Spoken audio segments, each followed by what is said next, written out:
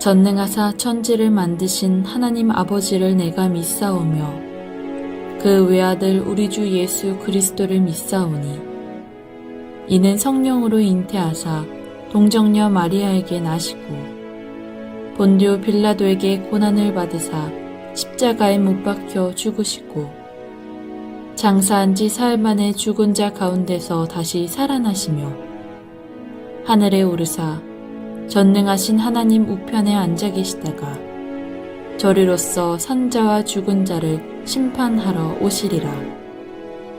성령을 믿사오며 거룩한 공회와 성도가 서로 교통하는 것과 죄를 사하여 주시는 것과 몸이 다시 사는 것과 영원히 사는 것을 믿사옵나이다.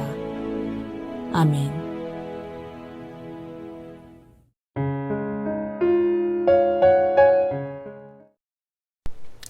안녕하세요, 부분토 친구들. 자, 오늘의 말씀은 바로 선물이란 말씀 제목으로 함께 말씀을 나누고자 합니다. 자, 오늘의 본문 말씀 에베소서 2장 8절에서 9절 말씀입니다. 자, 다 같이 한번 읽어보도록 할게요. 자, 준비 시작. 너희는 그 은혜에 의하여 믿음으로 말미암아 구원을 받았으니 이것은 너희에게서 난 것이 아니요 하나님의 선물이라. 행위에서 난 것이 아니니 이는 누구든지 자랑하지 못하게 함이라. 아멘. 자, 부분토 친구들, 오늘 말씀 제목은 바로 선물입니다. 여러분은 선물을 받으면 기분이 좋나요? 아니면 막 짜증이 나나요? 전도사님은 과연 선물을 좋아할까요? 아니면 안 좋아할까요? 세상에 선물을 안 좋아하는 사람이 과연 있을까요? 모든 사람이 바로 선물을 좋아할 겁니다. 전도사님의 이야기를 간단하게 해드릴게요. 전도사님의 20 몇 번째 생일인 것 같아요. 정확히는 기억이 안 나요. 근데 거의 7년 전, 8년 전 이야기죠. 전도사님이 생일 전날 축구를 몇 시간 이상을 했어요. 그래서 그날 바로 아침에, 그 다음날 아침에 몸살이 났어요. 그래서 생일 당일날 굉장히 좀 아팠습니다. 좀 서러웠죠. 하지만 생일날 기대 아닌 기대를 했었어요. 부모님이 그래도 선물을 주시겠지라는 막연한 기대감이요. 이러면서 한편으로는 기대를 했었는데 기대는커녕 제 생일을 까먹고 있었더라고요. 그때 얼마나 서운했는지 막 정말 억울함이 막 머리 끝까지 차오르더라고요. 하지만 그때 제 당시에 여자친구가 생일 케이크를 가지고 저희 집에 찾아온 거예요. 그때 부모님은 알았죠. 아, 은찬이 생일이었구나. 하지만 그 생일 케이크와 선물을 받은 순간 부모님한테 서운했던 모든 감정이, 삐졌던 모든 감정이 한순간에 싹 사라졌습니다. 지금 생각하면 정말 좀 어이없는 걸로 삐졌구나 라고 생각을 하지만 그만큼 전도사님이 이야기하고 싶은 거는 선물은 사람을 기분을 좋게 하는 마력이 그리고 힘이 있다는 겁니다. 이제 말씀을 보기 전에 에베소서에 대해서 한번 알아보도록 합시다. 자, 우선 에베소서는 바울이 감옥에 갇혔을 때 적은 옥중 서신 중 하나입니다. 에베소서만큼 바울의 신학을 짧으면서도 논리 있게 요약한 서신은 없다고들 합니다. 그래서 에베소서를 흔히 바울 서신의 여왕이라고 불리고 있죠. 자, 또한 에베소는 어디인가? 바로 국제 항구 도시로서 교통과 무역의 중심지였습니다. 아주 거대한 도시였죠. 에베소는 2000년 전에 이미 수세식 변소가 있었다고 하고요. 수만 명이 모여서 연극을 보고 들을 수 있을 만큼 시설이 잘 되어 있었다고 합니다. 번화가의 특징이 뭐죠? 바로 영화관입니다. 자, 예를 들면 성신여대 앞에 CGV가 있듯이 그 성신여대 앞이 번화가죠. 에베소는 그만큼 그 당시 모든 면에서 발달됐다는 것을 나타내고 있습니다. 그리고 바울은 이러한 에베소에서 3년간 가장 오랫동안 목회를 하였습니다. 에베소에서 하나님이 바울을 통해서 역사하신 일들은 마술을 하던 사람이 바울의 말씀인 복음을 듣고 자신의 마법책을 불태웠고요. 그리고 바울의 손수건과 앞치마를 가져다가 병든 사람에게 얹으면 그 사람이 바로 나았고요. 귀신을 쫓는 기적이 나타났습니다. 에베소는 그만큼 우상의 도시였고 마술과 주술이 흥행하던 바로 영적으로 타락한 도시였습니다. 앞서 얘기했듯이 에베소에서 가장 바울이 많이 사역을 했으니 당연히 에베소에 대한 애정이 남달랐겠죠. 이런 어려운 상황 속에서 세워진 교회가 바로 에베소 교회입니다. 그래서 바울은 에베소 교회가 믿음이 흔들릴까봐 걱정하는 마음으로, 권면하는 마음으로 쓴 편지가 바로 에베소서입니다. 자, 8절의 본문 말씀 다시 한번 읽어보도록 하겠습니다. 자, 준비 시작. 너희는 그 은혜에 의하여 믿음으로 말미암아 구원을 받았으니 이것은 너희에게서 난 것이 아니요 하나님의 선물이라. 아멘. 자, 하나님의 선물이 나오고 있습니다. 선물은 어떠한 대가를 바라고 주는 건가요? 제가 한 친구에게 이러한 예를 들었습니다. 만약에 너가 정말 좋아하는 남자친구가 있어. 근데 그 남자친구의 핸드폰 케이스가 너가 봤는데 완전히 해지고 찢어진 상태야. 그러면 너는 어떻게 할 것 같아? 라고 질문을 했더니 그 친구가 바로 이러한 말을 했습니다. 케이스 하나 사줘야죠. 이렇게 대답했죠. 그래서 제가 또다시 질문을 했어요. 사주는데 대가를 바라고 사주는 거야? 라고 질문을 했지만 그 답변은 아니에요.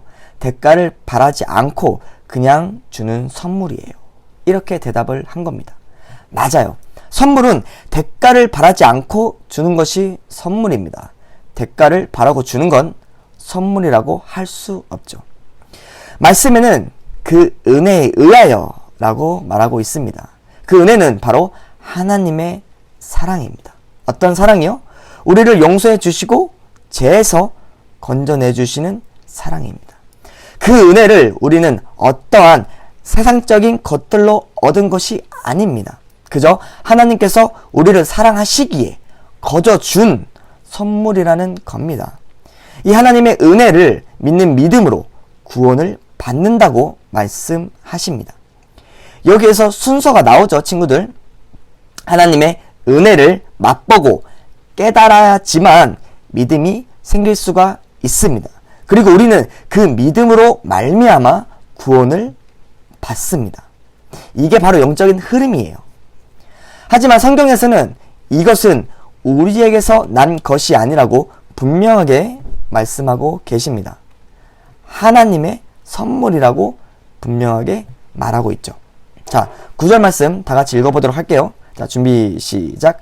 행위에서 난 것이 아니니 이는 누구든지 자랑하지 못하게 함이라. 아멘. 자, 거저주는 하나님의 선물을 받은 사람의 기준이 정해져 있나요? 말씀에? 뭐 돈이 많다면 준다고 하나요? 이번에 시험 점수가 잘 나오면 준다고 하나요? 얼굴이 이쁘거나 멋지면 준다고 하나요? 성경 말씀 읽어봅시다. 고린도전서 1장 27절에서 29절 함께 같이 읽도록 하겠습니다. 준비 시작. 하나님께서 세상에 미련한 것들을 택하사 지혜 있는 자들을 부끄럽게 하려 하시고 세상에 약한 것들을 택하사 강한 것들을 부끄럽게 하려 하시며 하나님께서 세상에 천한 것들과 멸시받는 것들과 없는 것들을 택하사 있는 것들을 폐하려 하시나니 이는 아무 육체도 하나님 앞에서 자랑하지 못하게 하려 하심이라. 아멘. 자, 본문의 9절 말씀 마지막 부분과 방금 읽은 29절의 마지막 부분의 말씀이 일치합니다. 바로 누구든지 하나님 앞에 자랑하지 못하게 함이라. 네, 맞습니다. 세상의 법칙은 남들보다 많아야 되고요. 남들보다 잘해야 하고 남들보다 잘나야 합니다. 하지만 하나님은 이것들을 폐하시며 어떠한 행위, 즉 행동으로 난 것이 아니라고 분명하게 지금 말씀하고 계십니다. 하나님의 독생자 아들인 예수 그리스도가 우리의 죄를 대신 지기 위해 이 땅에 오셨고 십자가에서 죽으심으로 모든 죄를 대신해 주셨기 때문에 우리는 그 하나님의 은혜 앞에서 그 무엇도 자랑할 수 없다는 겁니다. 무엇이 생명보다 귀할까요? 그 역사적으로 중국을 천하를 제패하고 수많은 보석과 금이 산으로 쌓여 있을 만큼 부를 가졌던 진시 왕도 영원히 살려고 그렇게 노력했지만 결국 죽습니다. 그만큼 사람은 목숨을 가장 소중하게 여기고 중요하게 생각하고 있죠. 하지만 하나님께서 예수 그리스도를 통해서 우리를 사망에서 생명으로 건져주셨기 때문에 우리는 그 하나님 앞에 어떠한 것도 자랑할 수가 없다는 겁니다. 그리고 중요한 것은 누구든지 하나님이 사랑하시는 자녀입니다. 전도사라고 그리고 교회를 열심히 다닌다고 봉사를 많이 한다고 그 선물을 받는 것이 아니라고 지금 말하는 겁니다. 그 선물은 바로 모든 사람에게 주어지는 것입니다. 맞아요. 모든 사람에게. 당연히 전도사님도 받을 수 있고요. 선생님들 그리고 친구들 그리고 지나가는 행인에게도 그리고 죄인에게도 말 그대로 모든 사람에게 주어지는 선물입니다. 왜 행위에서 난 것이 아니니? 라고 말씀할까요? 바로 율법주의자, 바리새인들, 서기관들 때문입니다. 자신들은 특별하다. 하나님이 택하신 민족이다. 라고 행위로 구원받을 수 있다. 이렇게 생각하는 사람이 있어서 이러한 어리석은 사람들 때문에 바울이 그 사람들을 안타까운 마음으로 제대로 하나님의 값없이 주는 선물에 대해서 외치고 있는 겁니다. 이러한 비슷한 말은 세례 요한도 했습니다. 세례 요한이 이 돌을 가지고도 아브라함의 자손이라고 할 수 있다. 그러니 너희들만 잘난 척하지 말라고, 택하신 민족이라 너무 교만하거나 자만하지 말라고 그렇게 선포를 하였으나, 그렇게 말했으나 듣지 않았습니다. 이 당시에는 정말 센세이널한 말이죠. 그래서 바울은 그 당시 이단아 취급을 받은 겁니다.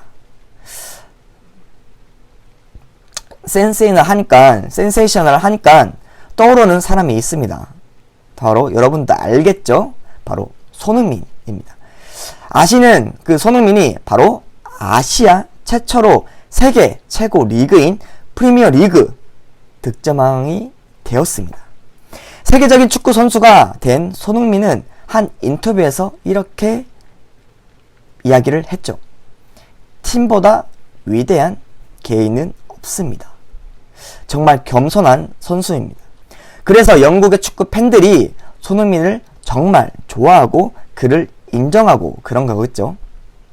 자, 본문 말씀에서 누구든지 자랑하지 못하게 함이라 하셨습니다. 맞습니다. 누가 자랑할 수 있을까요? 하나님 그리고 예수님 앞에서 무엇을 자랑하겠습니까? 그 값없이 주신 은혜 앞에 저희가 무엇을 자랑할까요? 그냥 엎드리며 겸손할 수밖에 없는 것입니다. 자, 말씀을 정리하겠습니다. 은혜는 바로 하나님이 값없이 공짜로 여러분들에게 주는 하나님의 선물입니다. 하지만 이 선물은 그냥 못 풀어요. 풀 수 있는 방법은 오직 믿음이란 것입니다. 그 믿음으로 풀 때 바로 우리는 구원을 얻을 수가 있습니다. 말을 풀어서 설명하면 은혜는 모든 사람에게 주시는 구원의 선물인 것은 분명하지만 우리는 그 받은 은혜에 대해 인간적인 적극적인 반응과 노력이 함께 있어야 된다는 겁니다. 하나님이 선물을 주셨는데 우리가 그 선물을 풀지 않고 가만히 냅두면 그 선물 상자 안에 있는 선물을 볼 수가 없는 것이죠. 부영부터 친구들은 선물 상자를 그냥 가지고 있는 것이 아니라 그 믿음으로 그 선물 상자를 풀고 그 선물 상자 안에 있는 하나님의 값없이 주는 선물을 경험하는 그리고 체험하는 친구들이 되길 간절히 소망하고 기도합니다.